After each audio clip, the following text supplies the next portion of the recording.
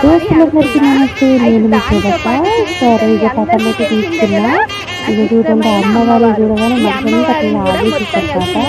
సరే ఇక రాములవారి గుర్తొచ్చింది. సీతారాముల లక్ష్మణుడు నా దగ్గర విగ్రహం లేదు. సో అవి చూపిస్తూ ఉన్నాను. నేను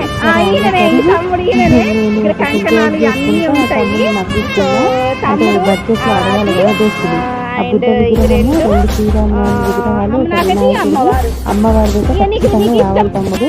ఇక నీ ఇష్టం కొద్ది నువ్వు ఏమి ఇస్తావు ఇయ్య అంటే పాపం పసుపు కుంకుమ నాకు కట్టించిండు. ఇక ఫైనల్లీ బుద్ధ విగ్రహము, 2 రాముల వారి పటాలు అండ్ గణేశుడిది ఒక పటము, 2 రాముల వారి పటాలు, గణేశుడి ఒక పటము ప్లస్ అమ్మవారి ఇచ్చిన తర్వాత తమ్ముడు కూడా అక్కనికి నేను ఇష్టంతో పసుపు కుంకుమ కట్టిస్తాను. ఇంకంతకంత భాగ్యం ఏముంది కదా. ఈ వీడియో నచ్చితే ప్లీజ్ లైక్.